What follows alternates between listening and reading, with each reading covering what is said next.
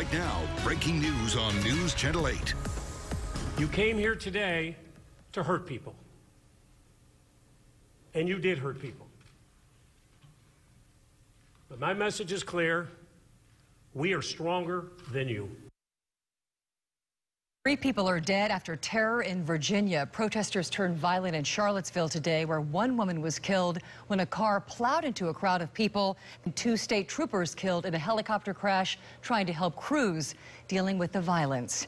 Tonight, Virginia is under a state of emergency as this investigation continues into deadly clashes at a white nationalist rally. Chris Pallone is there and shows us what's going on right now and how political leaders are reacting. After one of the country's largest gatherings of white nationalists since the civil rights era, Virginia Governor Terry McAuliffe had a message for them. Go home.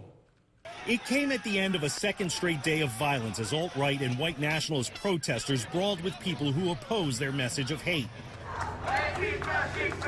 Police shut down the Unite the Right protest before it started as hundreds of white nationalists carrying weapons, Confederate battle flags, and Nazi symbols clashed with counter-protesters.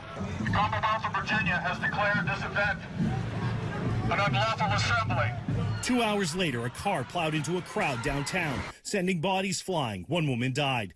Police arrested the driver. A witness called it terror. This was a terrorist attack. I mean, if what happens in France, when people get plowed into, pedestrians get plowed into by an automobile intentionally, is called a terrorist attack. President Donald Trump at his New Jersey golf club. We condemn in the strongest possible terms this egregious display of hatred, bigotry, and violence on many sides. On many sides. Several congressional Republicans went further than the president, condemning white supremacists and branding their tactics terrorism as well. Oh my, it is.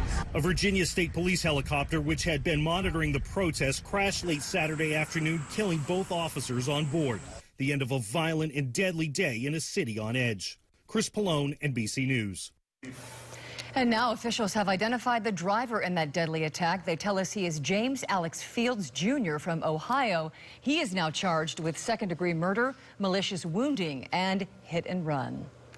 And tonight we're learning more about the state troopers killed in that helicopter crash. Such a sad story here. State police have identified the pilot as Lieutenant H.J. Cullen and Trooper Berkey M.M. Bates. Lieutenant Cullen leaves behind a wife and 2 sons, and Trooper Bates would have turned 41 years old tomorrow. Well, people here at home are reacting as well. Today, Tampa Mayor Bob Buckhorn condemned the attack on Twitter, saying, quote, America's standing with the mayors in Charlottesville. No room for hate, bigotry, and racism in our cities. Meanwhile, St. Petersburg Mayor Rick Kreisman tweeted, disgusted by events in Charlottesville, America's worst face. We will continue to stay on top of this developing story. Lots of new details coming in overnight. We will bring you the very latest on air and online at WFLA.com.